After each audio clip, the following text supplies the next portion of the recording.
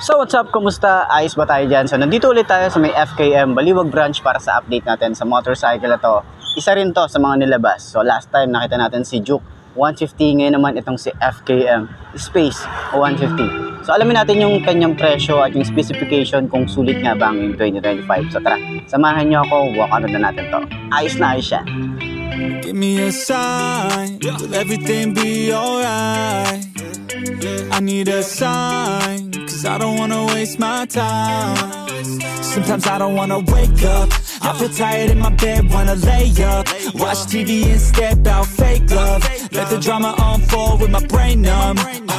Yeah, I'm still digesting everything that's going on second.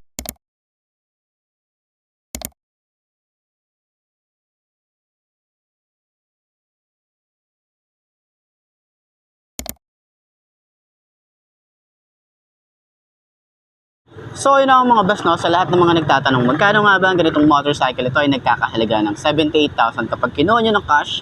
At syempre para naman doon sa mga kukuha ng terms or installment, ilalagay ko na lang din dyan sa screen nyo kung magkano nga ba ang kanilang installment and down payment nila.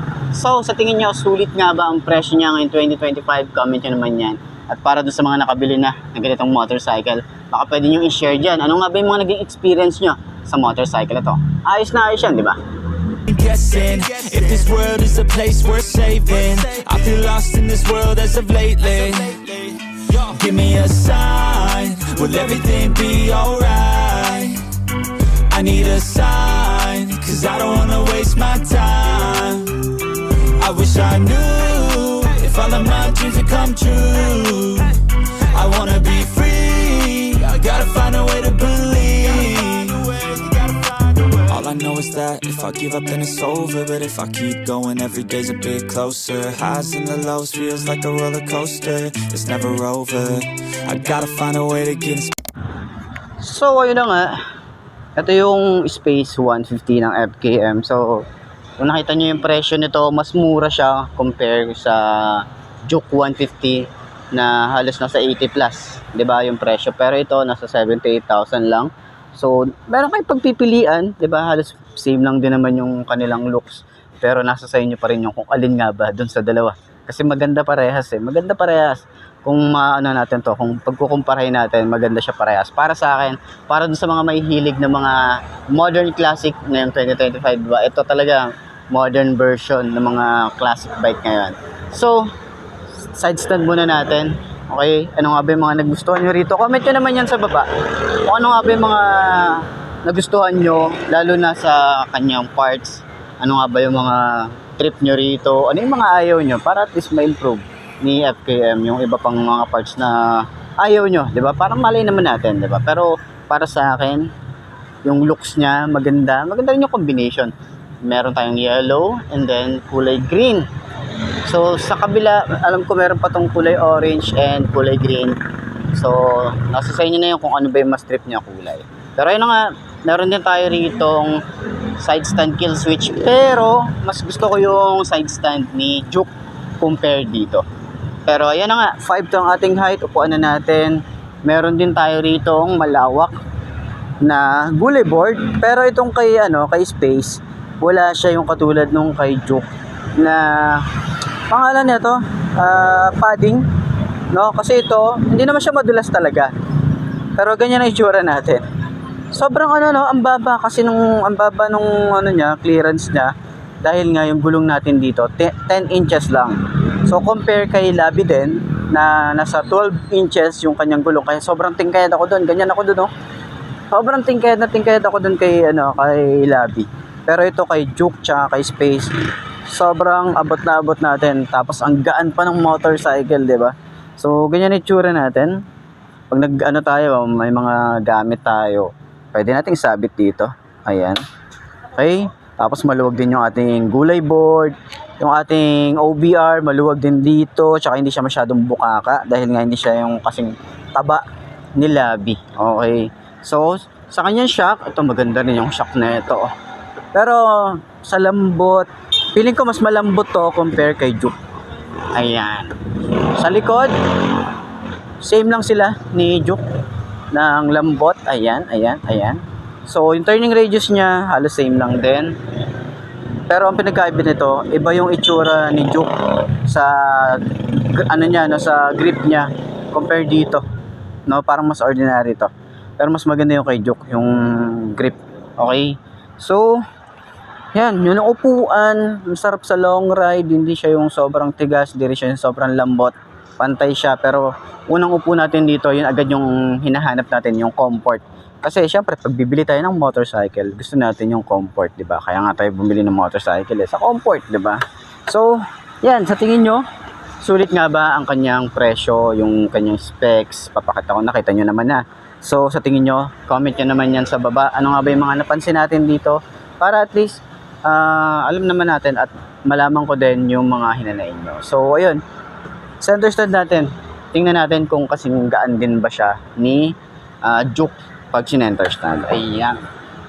So, yan. Ayos.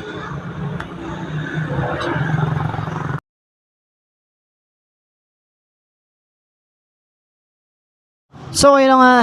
Ngayong 2025, pangalawa sa nilabas ni FKM na modern classic na 150cc FI. Talagang maganda yung specs din neto. Yung looks niya maganda rin, talagang modern classic ang datingan. So alamin natin, huwag ko na natin ano nga ba yung pinagkaiba niya dun kay Juke, bakit nga ba mas mababa siya. So let's go.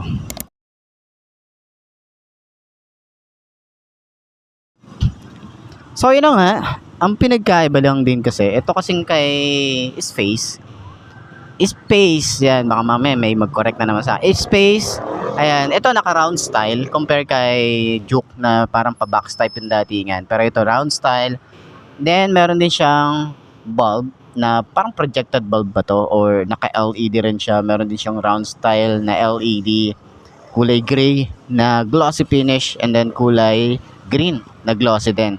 So, pagbaba, meron din tayong FKM dito. Hindi siya sticker, para siyang dinikit dito na di ko alam kung anong tawag dito, pero hindi siya sticker. Okay, so meron din tayo rito parang yung sa lobby, meron siyang ganito. Ito umiilaw to. Okay, meron tayong lining din dito, may mga design din siyang ganyan, signal light. Yan, LED rin, meron din siyang kulay black dito na lining. Ayan. So, sa kanyang fender, meron din tayong malapad. Maganda rin yung plastic na ginamit dito. Hindi siya yung sobrang lutong. Naka-telescopic fork din tayo rito. Ang gaspang din ng kanyang texture dito. Kenda rin yung kanyang tires. Halos same lang din dun sa Juke. Ang size dito ay 90 by 90 by 12. Naka-single disc brake. Dual path caliper tayo rito. And then yung kanyang mugs. Gusto ko yung mugs niya kasi meron siyang...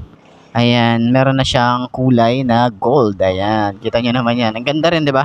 Compared dun kay Juke na wala siyang kulay. Naka-black lang talaga siya. So, dito naman sa side, napansin natin, wala siyang rubber or matting na nilagay dito. Ito lang naman yung side na to. Kaya hindi siya yung ano, ito pala naaangat pangalat eh. Naaangat to. Para matanggal natin yung mga bolts. Ayan. Pero ito hindi naman siya madulas, pero maluwag din siya katulad ni Juke. And then dito sa side, yung ating ignition, maganda rin yung itsura. Meron tayong utility hook dito, yung ating susi. Ayan. So meron tayong shutter lock din dito sa ating ignition. Yung ating panel gauge or yung cockpit natin dito, maganda rin eh. Halos hindi nalalayo yung design niya kay Juke. Pero ito naman, pababa din siya oh. Digital din yan. Makikita natin dito, hindi ko alam kung ano yung mga nandito. May pindutan din dito. Hindi ko alam kung mode or selecto. Okay? So, dito naman yung ating lever. Front brake, smooth lang din. Malapad yung lever. Yung grip niya makapit. Pero mas nagagandahan ako sa grip ni Juke compare dito. Pero okay din naman. Makapit din naman siya. Yung throttle niya, ayan, mababaw din. Tsaka, responsive siya. Dito naman sa side, lever natin dito. Smooth lang din. Grip, makapit. Mga switches natin dito, halos hindi sila nalalayo ni Juke. Meron din tayo dito ang hazard switch, park light, headlight off yung nasa gitna, electric starter. Napaka-cool no? Naglalaro-laro si FKM sa iba't ibang design ng switch. So yung iba kasi parang yun na yun, salpak na yun, parang wala talagang pagbabago. Pero ito, si FKM, naglalaro siya ng iba. High and low. Ayan, high and low siya. And then, signal light, busina. Ayan. So, dito naman, meron din tayong USB. Ayan, charging port. Ayan, malalim din yung ating side pocket. Tapos dito, ang ganda ng itsura din dito. And dito naman sa upuan, naka ano rin tayo rito, no? Naka stitches din. Malapad din, maganda yung upuan. Ayun, malambot din. Tapos dito hanggang ano, stitches niya, no? Tapos kulay red naman yung ano natin dito, kulay. Then yung design niya maganda. Halos same lang din sila ni Juke. Ganda pala ng upuan na ito, oh. May mga design siya na ganyan. Hindi natin masyadong ma-appreciate, katago eh. Yan, pero kung bubuksan mo, ayan, maganda rin pala. Wala nga lang tayo rito helmet hook. Ang compartment niya halos parang parehas nung kay Juke. Okay, so nandito yung ating battery, ating basic tools, nandyan din. Then napansin natin, iba yung kay Juke, iba rin yung itsura nung kay Space. So ito wala siyang rubber na pag nagpagas tayo, ayan, lalagay lang natin diyan. 'Di ba? So yun yung difference nila ni Juke. Ayan. So yung kanyang decals Space, yan, nandito lang sa side. Si Juke kasi nandito naman sa side eh. Yan. So, yung ating foot pegs, iba rin yung design nito. Meron din siyang rubber sa daas. Maganda rin yung paint job. Meron nga pala tong ilaw. Itong side na to. Ang galing, no? Parang, ano eh, kitang-kita ka talaga kapag tatawid ka or yung liliko ka. Makikita agad kasi may ilaw tong part na to. So, naka-air-cool din tayo rito. Wala nga palang problema kung naka-air-cool tayo rito or naka-radiator. Sa air-cooled kasi, mas low yung maintenance natin dito. Ayan. Maganda rin yung design. Maganda rin yung ating tambucho. Ito naman, plastic yung kanyang cover. May design siya na ganyan, parang grills. Ayan. Tapos, magaspang naman to, yung design dito. Ayan. So, flexible naman siya. And yung ating tambucho. Ayan. So, naka-drum brake din pala tayo rito. Kenda rin yung kanyang tires. Ang size naman dito ay 3.5 by 10. So, 10 inches yung ating tires. Ayan. So, naka-drum brake. Ayan yung itsura natin dito. And dito yung signal light, yung ating tail light. Iba rin yung datingan nito. Ayan. Iba rin yung itsura niya compared dun kay Juke. Ayan. So, parang ito yung nasa gilid din. Parang ano talaga siya eh, parang speed. Pag tinignan mo yung design, parang speed. Yung itsura, parang dugtong siya dun sa gilid. Ayan, ganun yung itsura niya rito. Tapos yung park light niya dito sa side, ito yung pinaka tail light niya. Ayan, may mga maliliit siya na pahaba naman eh, yung LED niya. Meron tayong reflector dito sa taas. And then, meron tayo rito nakaabang na bracket para sa kanyang top box. Ayan. Sa panggilid, ayan, meron din tayo ritong kickstart. Ayan. So, maganda rin. Halos same lang din sila ni Juke ng panggilid. Diba?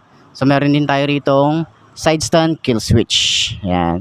So, yan po yung kabuuan ng Space 150 ng FKM. So, available po yan dito sa may Baliwag branch. So, kung gusto nyo bumili ng ganitong motorcycle, pwede nyo akong i-PM. And para at least ma-assist ko kayo dito sa branch ng Baliwag. So, yun lang naman. Comment nyo naman sa baba. Nagustuhan nyo ba yung ating bagong FKM Space 150? Para at least ma-share din natin sa iba. Okay? Ayos na ayos yan. So, yun na nga mga boss, no? Ito na ba ang motor na babagi sa'yo? Kung ito na nga ay markahan mo na at mag-subscribe ka na sa aking YouTube channel. I-click mo na rin yung notification bell para updated ka sa lahat ng videos na upload natin. Dito araw-araw sa laging tatandaan, wala sa brand ng motor ang itatagal niyan. Kundi na sa pag-aalaga mo yan, tatagal yan, ayos na ayos yan. So, kita na lang ulit tayo bukas. I'm Mark D. Ciao. Maraming salamat sa inyo. Babush. Aha. Make it happen one day. You gon' see my face in my name. Came to this place to be great. Okay.